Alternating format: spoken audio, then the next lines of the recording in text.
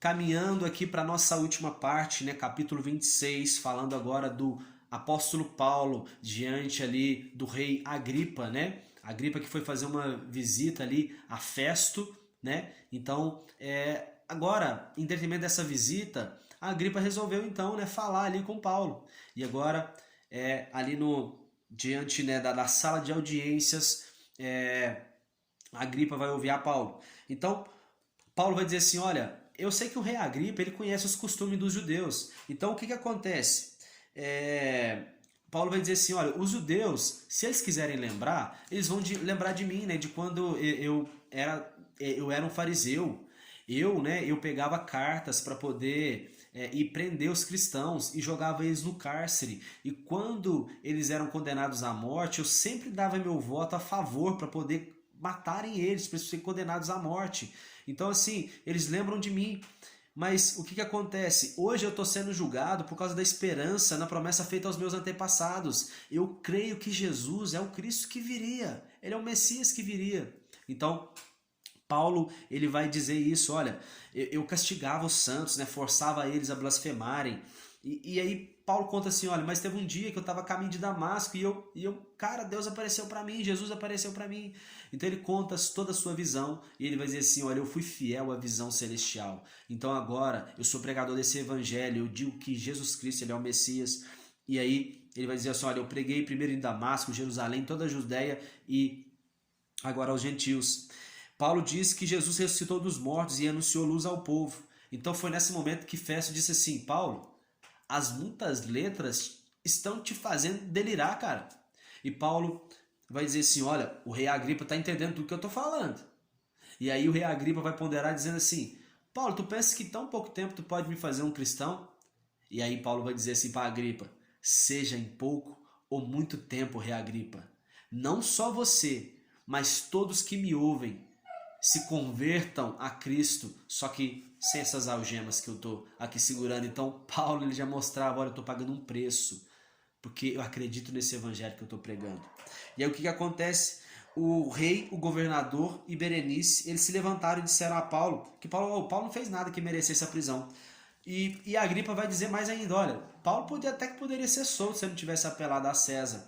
Só que aí, né, Paulo apelou a César porque havia um propósito para isso. Ele tinha que pregar ali em Roma. Então, beleza. Nós temos aqui que o Festo, que entrou no lugar de Félix, né, governador de Cesareia, não acreditava que Paulo estava devendo alguma coisa. O rei Agripa também nunca acreditava que tinha. O comandante romano Cláudio Lísias, comandante romano lá de Jerusalém, também não acreditava. Então nenhuma autoridade aqui estava acreditando que Paulo estava devendo algo. Era só as autoridades judaicas, só os religiosos. Então, Paulo vai embarcar para Roma, preso. E eles navegaram para a Itália. Então eles foram entregues a um centurião chamado Júlio. Esse centurião Júlio é um cara bom.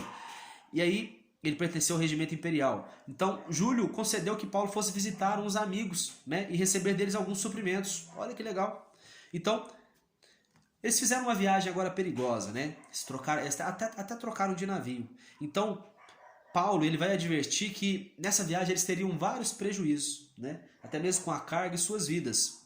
E ele disse assim, ó, vamos ficar aqui em Creta, gente, né? Melhor a gente não partir. Só que o centurião, Júlio, ele vai dizer assim, olha, não vou ouvir a Paulo não, eu vou ouvir... Aí ele ouviu o piloto do navio e o dono do navio que disse assim, não, vamos seguir viagem. Mas Paulo avisou, né? Pronto, então eles levantaram âncoras e foram costeando Creta. E aí surgiu um furacão conhecido como vento nordeste.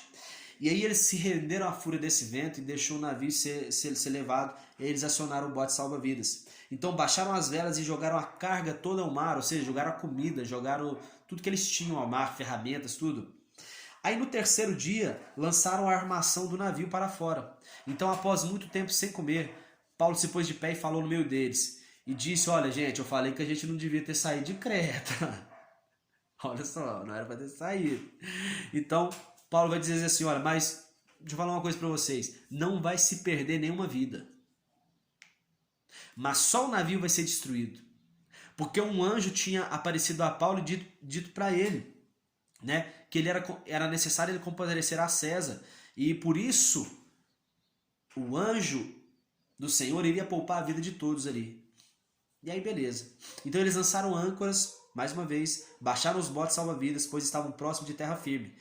Paulo pede para eles comerem, porque era o 14º dia, já que eles não estavam comendo nada, né? Estavam em vigília, não estavam nem conseguindo dormir. Como é que dorme também, né? Com um vento nordeste, um furacão desse passando.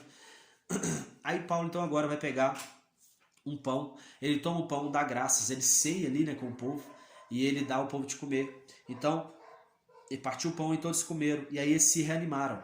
Havia ali, naquela tripulação, o número era de 276 pessoas.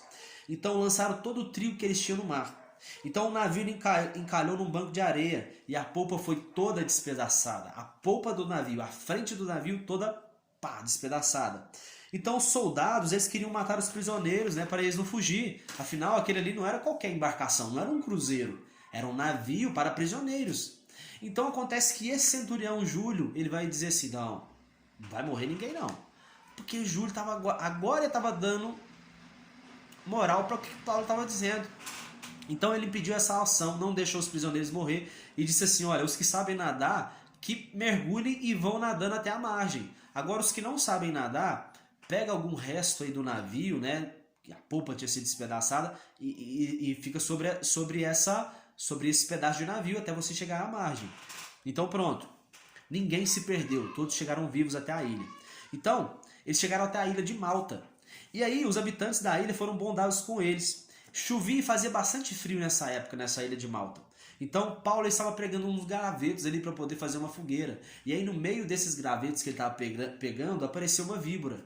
Aí acontece que os habitantes da ilha olharam e falaram assim, uau, cara, olha para você ver como é que Deus é justo, porque mesmo esse homem sobrevivendo ao mar revolto, Deus ainda não poupou a vida dele e fez com que uma víbora, né, pegasse ele. Só que Paulo só fez assim com o braço, ó, ele deu uma sacudida assim, a víbora saiu, ele continuou ali tranquilo.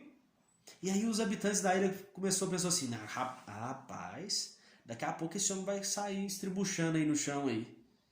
Só que Paulo ficou de boa, ele estava tranquilão. Então, aí eles começaram a olhar para Paulo de um modo diferente. Falaram assim, esse homem não deve nada não, esse cara é um deus, velho. Então eles respeitaram muito a Paulo. Então um morador daquela ilha chamado Públio, ele hospedou Paulo e os seus amigos ali por 3 dias. Então o pai de Públio estava com febre e disenteria. E aí Paulo orou e lhe impôs as mãos e ele se curou. E aí outros doentes da ilha também foram levados a Paulo e Paulo começou a curar eles, né?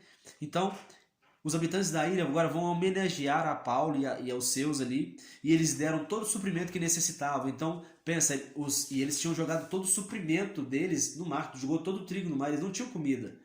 Então, né, Paulo, usado ali pelo Espírito Santo, opera curas, e com isso caiu na graça ali dos habitantes da ilha, e eles deram todo o mantimento que eles necessitavam. Então, passado 3 meses que eles estavam na ilha de Malta, veio um navio agora, né, para buscar eles, para eles poderem embarcar, continuar a viagem.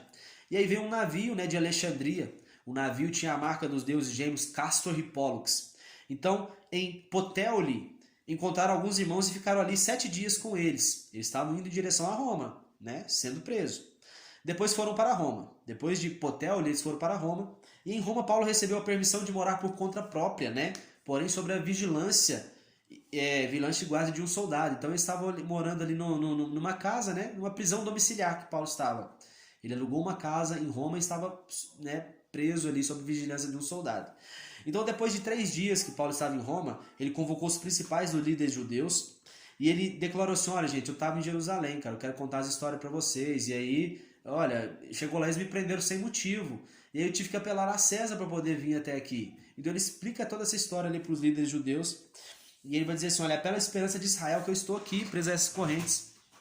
E aí, os líderes ali de Roma vão dizer o seguinte, olha, a gente não ouviu falar nada sobre você não, Paulo, sobre esse caso, né? A gente não recebeu nenhuma carta de Jerusalém. Agora tem uma coisa, a gente ouviu falar sobre a seita dos nazarenos, velho. Então, tipo assim, você tá falando aí desse Jesus, então a gente quer te ouvir, cara. E aí, beleza. Paulo, então, começou a ensinar muitos ali, muitos começaram a crer nele, outros não. Então, Paulo, ele fala sobre aquela passagem ali de Isaías que vai dizer assim, olha, ouvindo, ouvireis, e de maneira nenhuma entendereis, e vendo, vereis, mas de maneira nenhuma percebereis. É o que Isaías já tinha profetizado sobre um povo. Então, Paulo os exorta dizendo que a salvação, quer dizer Jesus, está sendo enviado aos gentios e eles ouvirão. Então, os judeus eles ficaram pensativos com essa declaração, porque quando tipo assim está dizendo, olha, se vocês quer, não quer, tem quem queira, aí eles ficavam pensativos. Então, por 2 anos completos, Paulo permaneceu na casa alugada e recebia todos que o procuravam.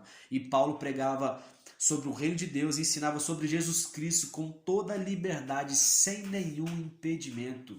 Aleluia!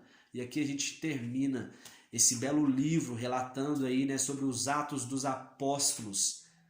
Ah, glória a Deus! Que bênção, né, a gente falar sobre isso. Que Deus possa nos abençoar, para que a gente possa se encher dele e ser a continuidade desse ato dos apóstolos, ato de irmãos que acreditam no Senhor Jesus. Que Deus abençoe a cada um e tamo junto.